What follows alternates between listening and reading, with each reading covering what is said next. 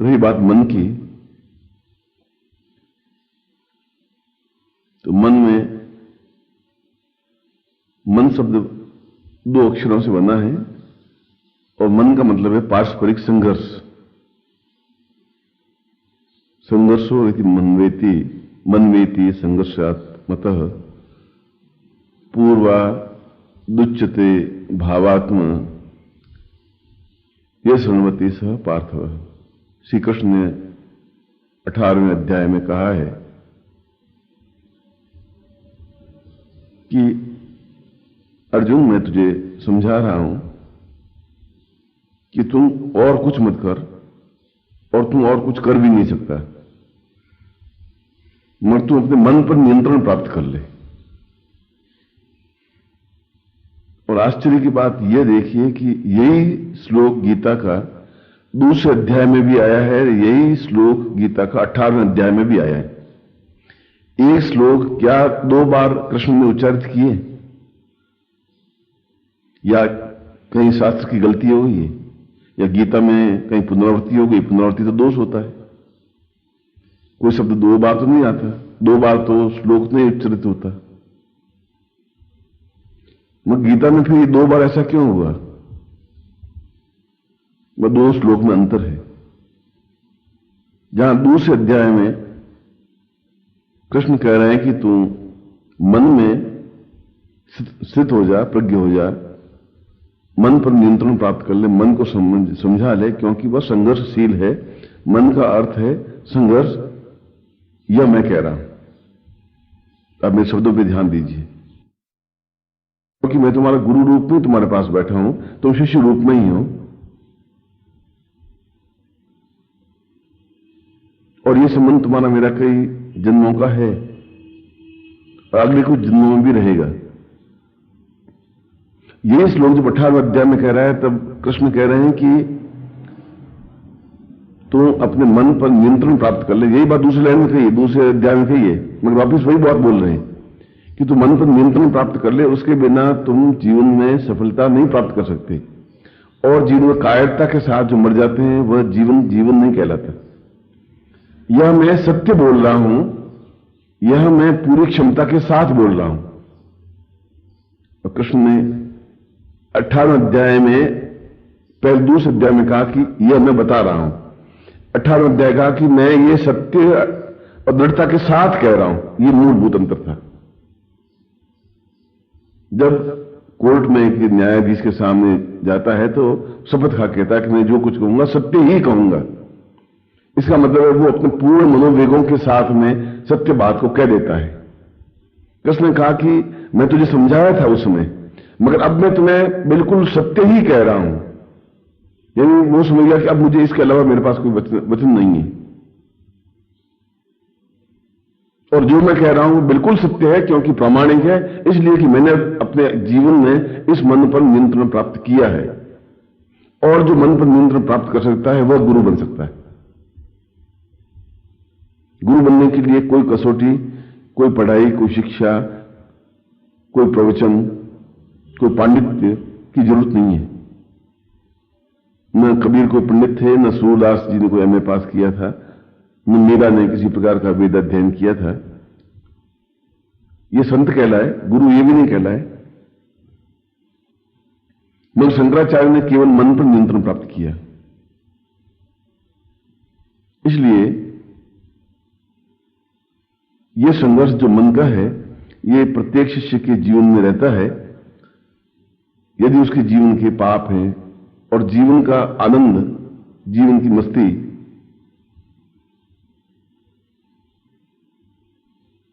इस संघर्ष में विजय प्राप्त होने की क्रिया को कहते हैं।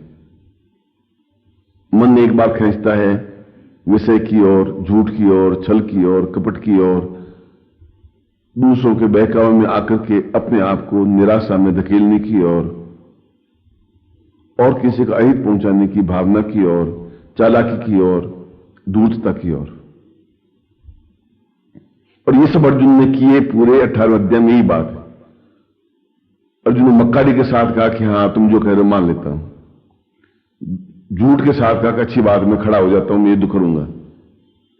असत्य के साथ कहा कि मैं पार्थ अर्जुन कृष्ण मैं तुम्हारी बात मान रहा हूं, मगर एक बार भी उठा नहीं, युद्ध के लिए समर्थ नहीं हुआ। उसने वे सारे उसके अंदर जो छिद्र थे, जो प्रत्येक व्यक्ति के मन में जो छिद्र होते हैं, जिनको पाणिनि ने व्यभिचारी भाव कहा है या संचारी भाव कहा है। संचारी भाव का मतलब है जो आते हैं और जा सकते हैं, वे संचारी भाव कहे गए। और ये 33 संचारी भाव प्रत्येक व्यक्ति के जीवन में होते ही हैं।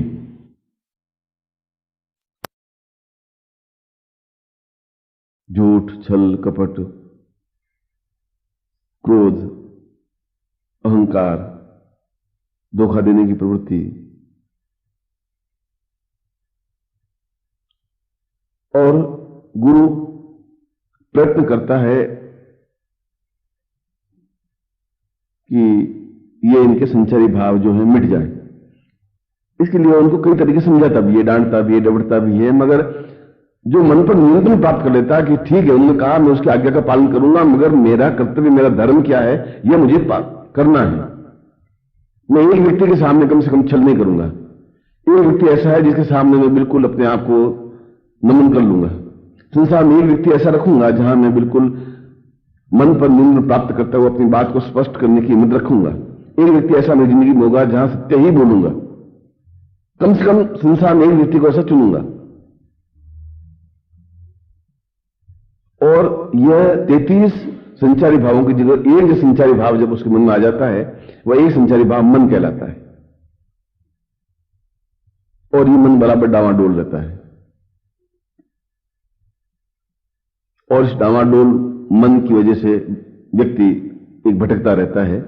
वह जिंदगी भर शिष्य रहता है या केवल श्रोता बनता है। आप श्रोता हैं या शिष्य हैं, मैं आज की तारीख में कुछ नहीं कर सकता। हो सकता है कि मैं कहूं और आप 15 मिनट बाद भूल जाएंगे, तो आप श्रोता हैं। मैंने कहा और आपने अंदर उतार लिया, तो आप शिष्य हैं। बहुत बारीक रेखा है दोनों के बीच में। और उस गुरु के, जो गुरु और शिष्य के बीच में एक पर्दा सा है, एक आवरण है, एक जीना सा, एक चादर है, उसको माया कहते हैं। माया का मतलब है कि गुरु भी उससे खेलता रहता है, देखता रहता है शिष्य को कि इसके 33 संचारी भावों में से कितने कम हुए। और वो कई तरीकों से उसको उकसाता भी है, देखता भी है, कोशिश भी करता है। और इस प्रकार वह चलते फिरते, उड़ते बैठते किसी भी समय परीक्षा ले लेता है। और शिष्य हर बार भ्रमित होता है और पूरा जीवन उसका भ्रमित अवस्था में बीत जाता है। जैसे राम का, कृष्ण का बीता, जैसे विवेकानंद का बीता, जैसे कबीर का बीता, जैसे सूर का बीता, जैसे तुलसी का बीता। एक भ्रमित अवस्था में बीता है। वे समझ नहीं पाए कि मुझे संत बनना है, ज्ञानी बनना है या गुरु बनना है। संत और विद्वान केवल अपना कल्याण कर सकते हैं। तुलसीदास ने कहा कि मैं अपने मन को संतुष्टि देने के लिए रामचरितमानस की रचना कर रहा हूं। अपने आप को संतुष्टि देने के लिए कर रहा हूं। वह आत्म में जाने की कोशिश करता है, मगर जो अपने आत्मा को, अपने मन को, अपने विचारों को, अपनी व्यापकता को पूरे लाखों लाखों में फैला देता है, वह गुरु होता है। इसलिए 58 अध्याय में उस गीता में कहना पड़ा कि मैं तुम्हें सत्य कहता हूं, अब जो बोल रहा हूं वो बिल्कुल सत्य है, अब तुम मेरे ऊपर भरोसा कर। अब तुम भरोसा नहीं कर रहा था, पर अब मैं जो बोल रहा हूं उसको तो मान, क्योंकि मैं सत्य ही बोल रहा हूं।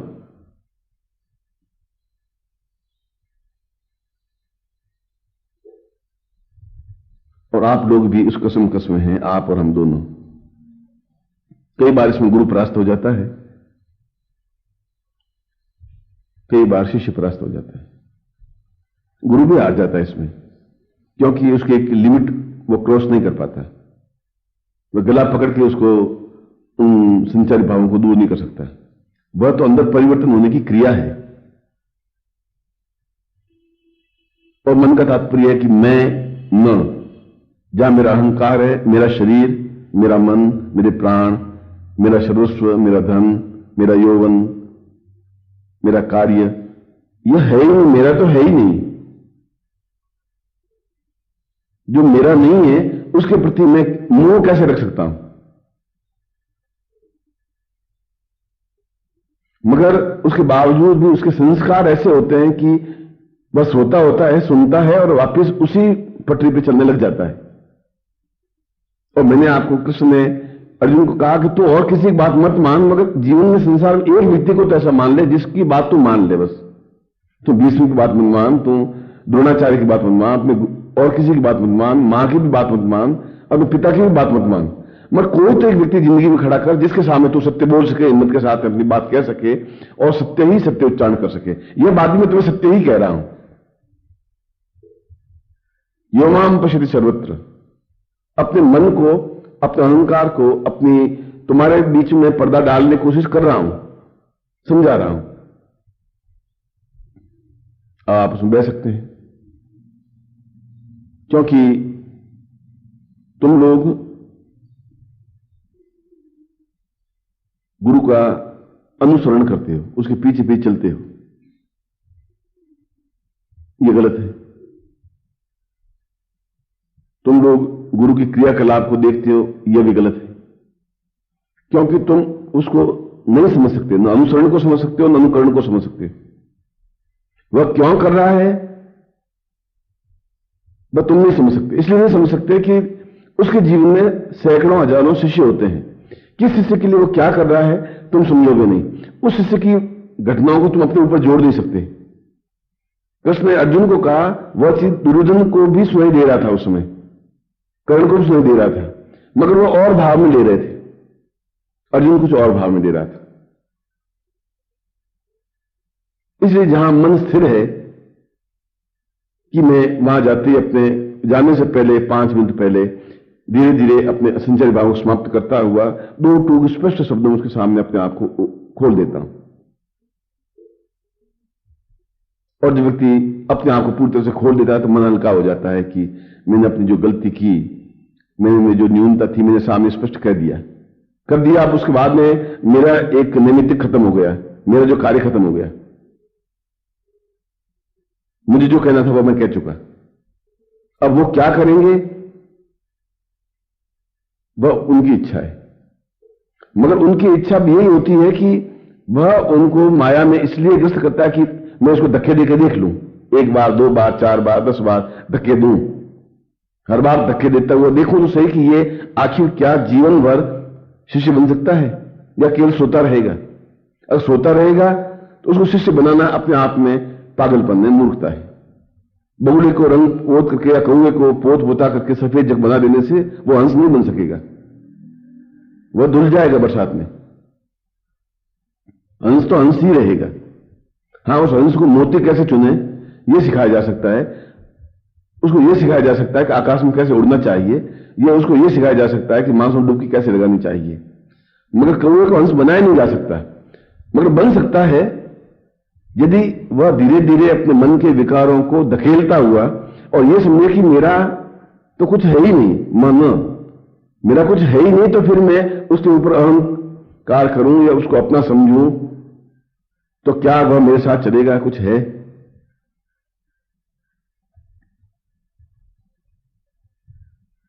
विवेकानंद को एक बार आने में देर हो गई रामकृष्ण पार्वती के आसपास। उन्होंने आज्ञा दी। आज्ञा में, आज्ञा पालन में 1 सेकंड का अंतर कई युगों का अंतर होता है। कहा और किया वह यह गुरु शिष्यता है। तो गुरु कहने से पहले 10 बार सोचेगा, शिष्य को करने से पहले सोचने की जरूरत नहीं है। यह अंतर है दोनों में। जब गुरु आज्ञा देगा 10 बार सोचे, क्या इसकी क्षमता है, क्या मैं इसको कहूं 40 किलो वजन उठा, क्या मैं इसको कहूं 24 घंटे तो जागता रहे, 2 महीने जागता रहे। तो गुरु 10 बार सोचेगा। इसलिए 10 बार सोचने के बाद 11वीं बार वो आज्ञा देगा। और शिष्य 1 सेकंड भी देर कर दी तो शिष्य नहीं रह पाएगा। और विवेकानंद ने आने में 5 मिनट लगा दिए।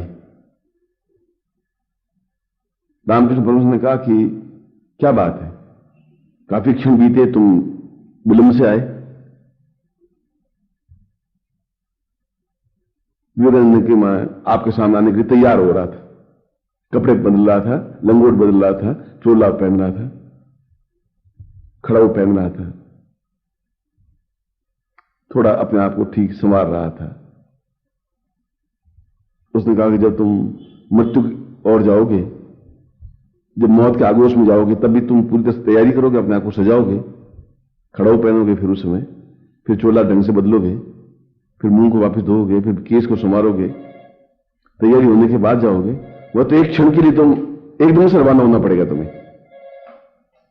जब मृत्यु के पास जाने के लिए एक क्षण की भी विलंब नहीं कर सकोगे, तुम्हारे हाथ में नहीं रहेगा, तो उस आज्ञा का पालन में भी तुम्हारे 5 मिनट फिर कैसे लगे?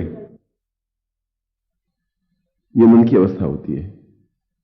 और मन की अवस्था में फिर काम, क्रोध, लोभ, मोह, अहंकार, ये विकार होते हैं, ये दुष्प्रवृत्तियां होती हैं। और ये व्यक्ति शिष्य को गुरु में समर्पित होने देते ही नहीं। अर्जुन अंतिम क्षण तक भी समर्पित नहीं हो पाया, आज्ञा पालन तो किया, समर्पित नहीं हो पाया, पूर्णता प्राप्त नहीं कर पाया। और आखिर मृत्यु के बाद में न वो राज्य कर पाया ढंग से, और न ढंग से मृत्यु को प्राप्त कर पाया, और न सिद्धाश्रम में जा पाया। ये ऐसा क्यों हुआ? इसलिए कि पूर्ण रूप से समर्पित नहीं हो सका, पूर्ण रूप से अपने मन को उनके साथ जोड़ नहीं सका।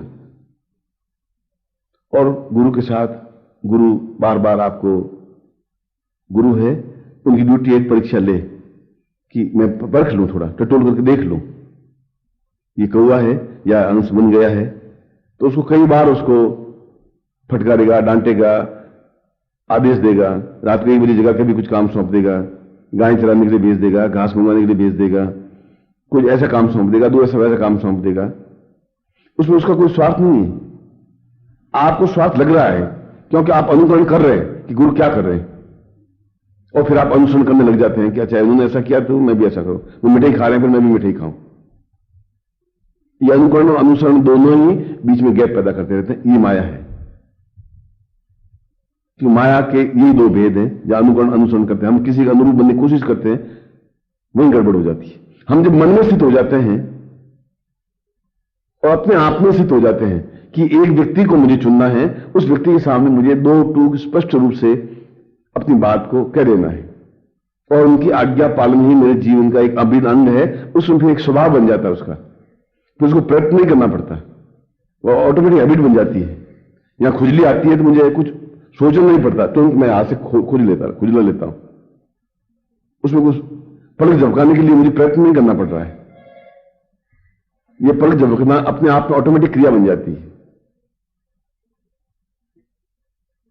जहां मन को, मैं को विसर्जन करने की क्रिया होती है, वहां शिष्य बनने की प्रारंभ स्थिति बनती है।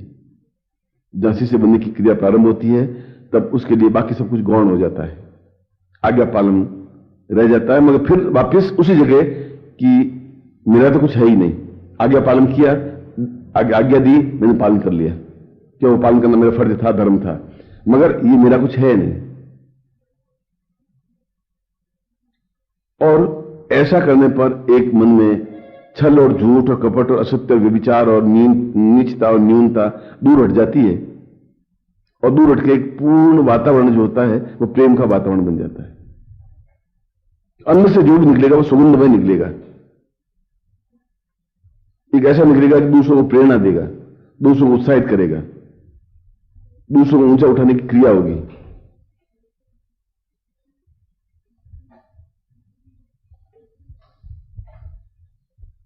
वह एक आनंद है, वह एक जीवन की मस्ती है कि जब हम किसी के प्रति समर्पित हों, और समर्पित होने का मतलब है कि अपने आप में उन संचारी भावों को बिल्कुल परे हटा करके समर्पित हों।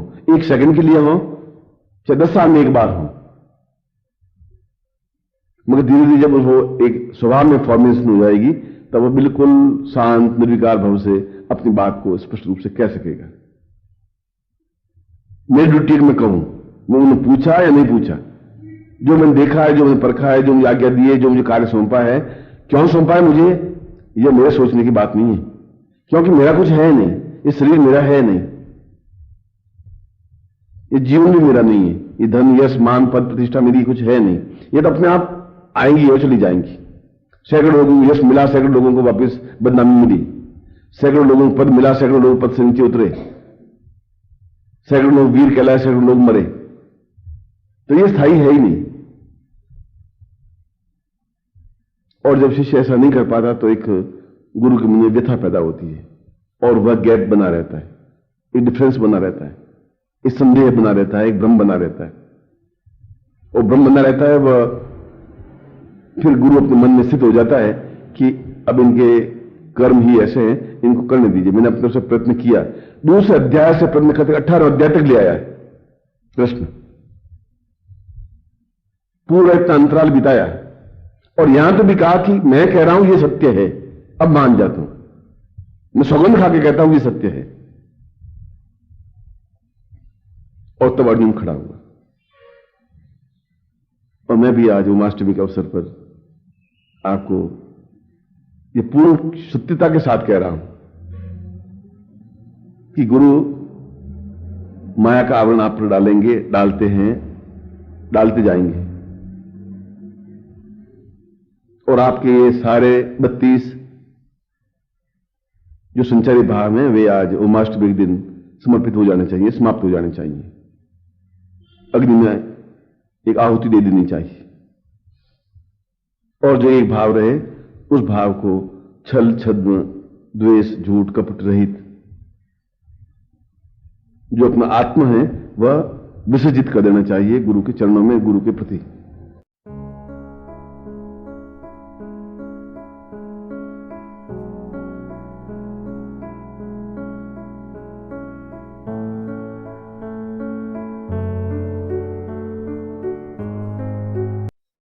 ओम परम तत्वाय नारायणाय गुरुभ्यो नमः। ओम ह्रीं मम प्राण देह रोम प्रतिरोम चैतन्य जाग्रय ह्रीं ओम नमः। ओम भूर्भुवः स्वः तत्सवितुर्वरेण्यं भर्गो देवस्य धीमहि धियो यो नः प्रचोदयात्।